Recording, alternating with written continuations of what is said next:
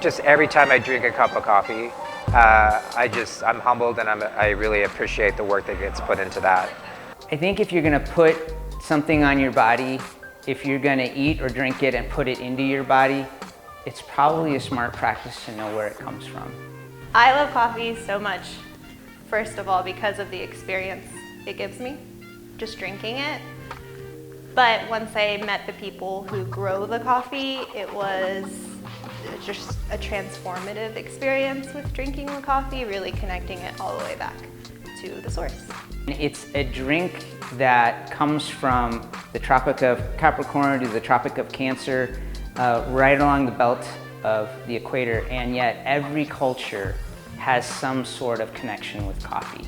It's very meaningful. It's a very internal ritual. Preparing the coffee, brewing it myself, or brewing it for others, and sharing that just motivates me every day. I think a coffee consumer would be surprised by the number of people involved in getting you a cup of coffee. When it comes to buying coffee, I will always seek out a specialty coffee roaster, because I feel like specialty coffee, unlike commercial coffee, cares a lot about how the coffee is cultivated. And when you care about how the coffee is cultivated, you're thinking about the ecology, you're thinking about the people involved in harvesting the coffee, how the coffee is processed. And typically specialty coffee tends to yield a higher price because it's being carefully selected, and people are caring about how it's grown. And the upside of that is the people involved with producing that coffee tend to get paid a better price for that coffee. So, and it just tastes so much better, and you get to, when specialty coffee, because it is so special, it's roasted in a way that what's unique and distinct about where the coffee's from is not masked by over roasting or charring the bean, but typically medium to lighter roasts, where you get to really savor and enjoy what's unique and distinctive about where that coffee comes from. The difference between something like gourmet coffee and specialty coffee is very much how it's marketed. So gourmet and any other adjectives that would describe coffee that's all it is. It's advertising, it's marketing, it's trying to make the coffee drinker enticed. Specialty coffee is a categorization on an industry level, and while it is used in marketing and is used to sell to that end consumer, there are legitimate rules and structure around what specialty coffee is, as opposed to just using fun words to make you want to drink it. So like 84 points and below would be considered commodity. Anything above that through a 100-point scale would be specialty. For me, it's more about the complexity, the cleanliness, the consistency of that coffee. Anything that tastes something that you can pick out 3 or 4 nuances, have good balance in body, acidity, sweetness, and aftertaste, to me is something that's special. Anything that's just pretty bland, kind of one flavor spectrum would be more commodity, something that it's actually not even that pleasurable for taste. I think my light bulb moment with coffee was the first time I tasted an Ethiopian, just brewed, like batch brewed really well, and I got a flavor note where I was like, oh, this does taste like blueberries. That's really opened up the world to me because I loved food so much and I really sought those taste experiences, but it never occurred to me that I could have it with coffee. Coffee is not a commodity anymore. Coffee is something that needs to be so special, and to make it so special you need to do a lot of quality control, you need to do a lot of tracking, you need to teach people working at the farm what is the difference in between a specialty coffee and commodity coffee. Commodity has always been part of our culture since the Dutch. I think that it's something that will always be with our culture, and it does serve a purpose, but the long term, it'd be great to see an increase in specialty to balance out the commodity community. Okay, basically commercial is selling fruit. You know, it's just basically picking fruit and selling it and just taking it to some mill, be it coffee, be it wine, be it any fruit. So we decided to process the coffee and there make it so special that we could sell it to specific, very specific and specialty roasters in Europe, Asia, North America. The future of the coffee in El Salvador, I will say, is specialty. It's hard to imagine El Salvador in the commodity market, seeing countries like Brazil, Vietnam coming with a lot of coffee for commercial market. So we cannot go against them because they will be so cheap and that we cannot go there. So I would say the future of coffee in El Salvador has to be specialty coffee. Yes, in order to create specialty coffee, there is education involved. You are picking only the very best cherries with the most potential for sweetness. So in a specialty farm, this is all hand-picked coffee, as opposed to something on the commodity level. Many farms in Brazil or Vietnam are machine-picked. There's no separation of quality, so the overall quality is going to be a lower grade, as opposed to something that's very specific, that is not just harvested well, but actually fermented all the stages it's like a very clean, pristine coffee. The difference in between processing coffee, commercial versus specialty processing, you take each little lot and process it in a very specific way, and it makes a difference because it's like producing basic commodity versus boutique specialty coffee. So it's a completely different industry. I don't see commodity products going anywhere, going into the future. And so I think that coffee needs to move to specialty as soon as possible. There is no, in Central America, there is no possibility of any commercial coffee anywhere from 2, 5 to 10 years going forward from now.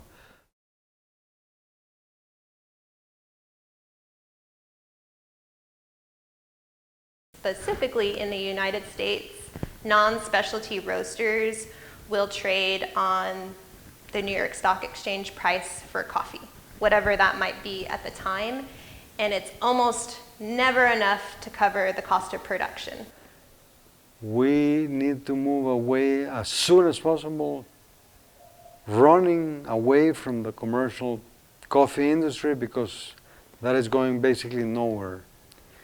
And the sooner that we do that, the better chance we have to have a successful industry, which is going to be sustainable, and by sustainable I mean eco-friendly, I mean financially, I mean people living in the farms and having a decent and good life.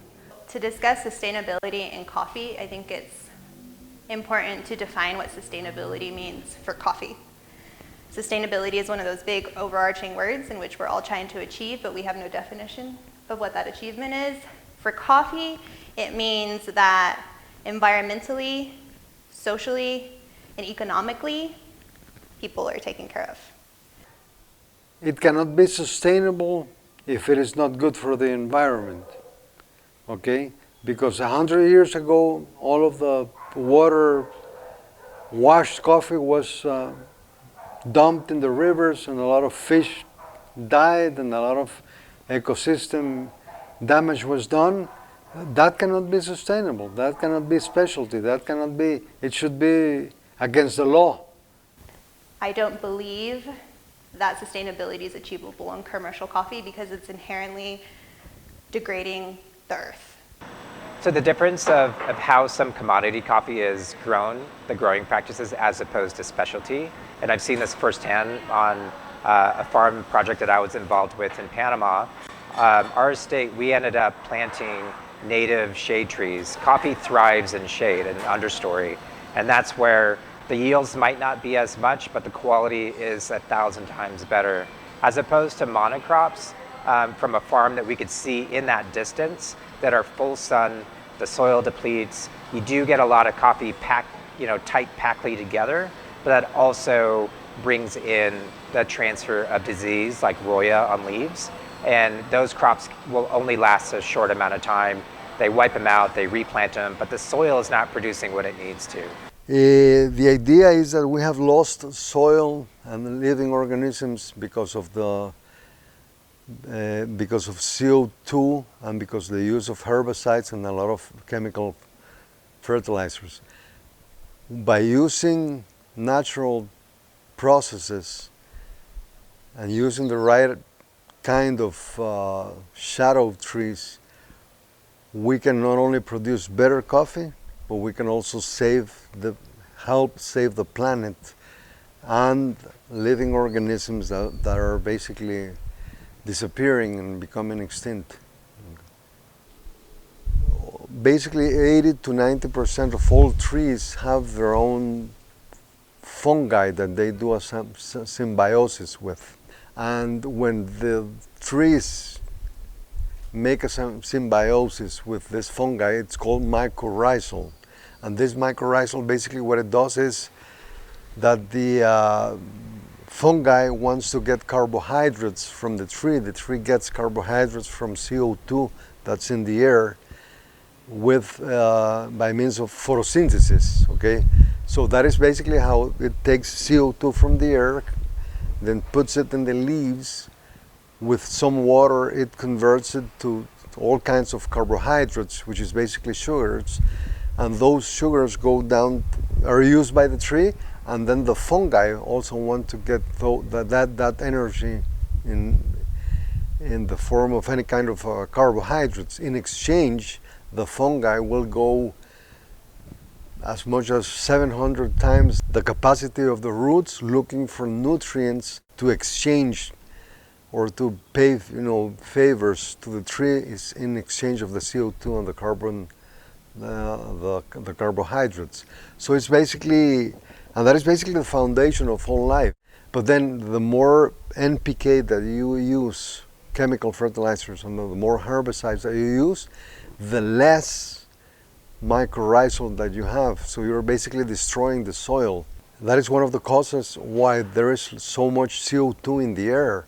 Because basically what we need to do is put all this CO2 that we have been using for 100 years, using fossil fuels and what have you, we have to get it back into the soil.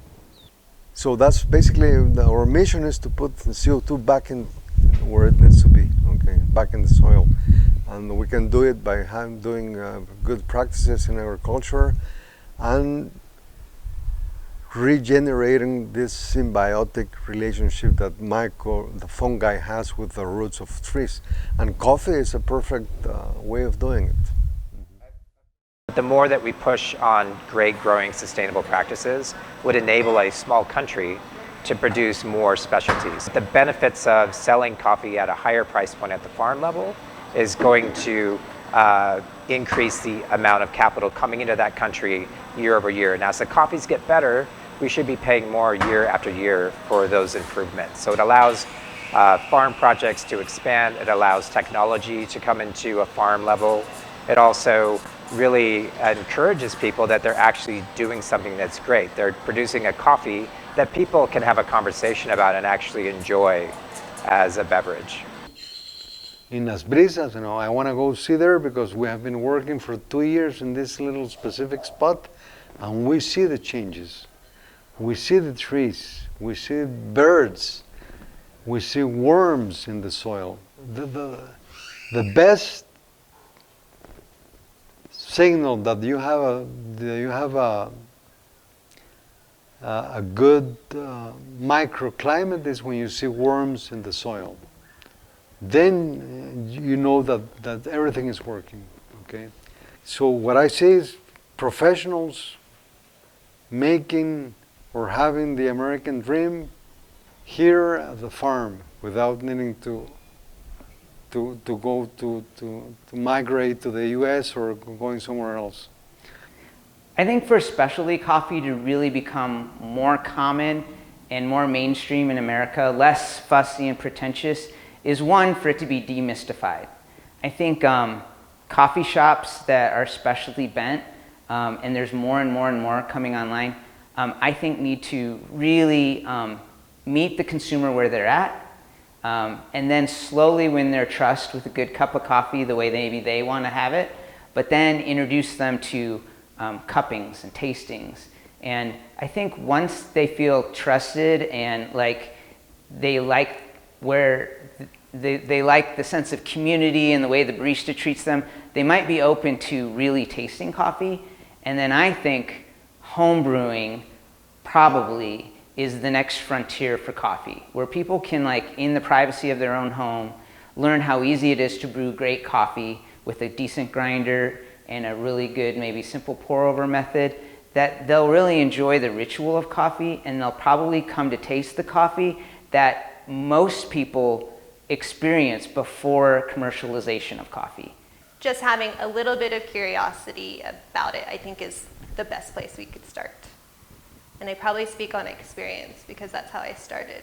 I started with Starbucks Frappuccinos Java chip and got all the way to sourcing coffee myself based on just asking more questions and roasters presenting information like people grow coffee. Coffee can taste like cherry, or coffee can taste like blueberries, or coffee can taste like lemons. It's fun. So that I think coffee consumers or drinkers also noticing that it's a big wide world. It's like wine, it's like beer, it's like cheese. There's so much, and then the people who really specialize and are, I don't know, specialty creators of these things, you can taste the difference. Let's just think for a moment that coffee didn't exist. Okay, so what would we have?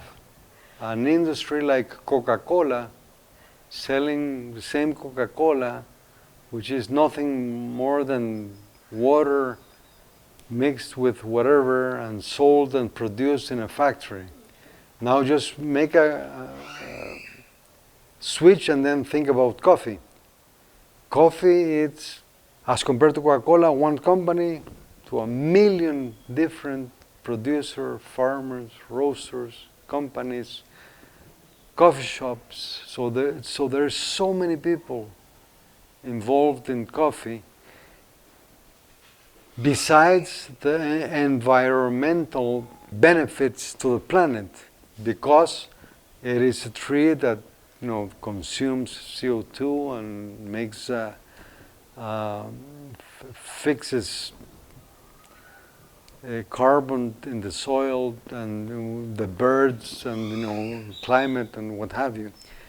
So that is what makes coffee so special, basically. So at the end, I'm not selling you the coffee. I'm selling you a huge philosophy of the way we work. And when you receive that coffee, you are sending us a relief. You are sending us happiness, because if you buy our coffee, that means that you like it. And there's no better feeling that do something great for somebody else. For me, coffee is such a common thing, but because of how it's been commercialized in the past, it's kind of like people. You can take for granted what's special about people. And when that happens, the worst things happen in humanity. We don't see people as people. We see them as ends to the means, or something to step on to get to what we want, and we mistreat each other. In a way, coffee is so beautiful. It tastes so different when you're having an Ethiopian that's blowing your mind with like strawberry or blueberry flavors, or a peachy note or a chocolatey note in like a coffee from, say, Panama, or even something from Peru or Colombia. And when something that's perceived as common and ordinary and only worth drinking when you can throw a bunch of things in it that doesn't make it what it is, that to me is sort of a metaphor for people. If we could just understand how beautiful and unique and special each of us are, that's what I want to see in coffee.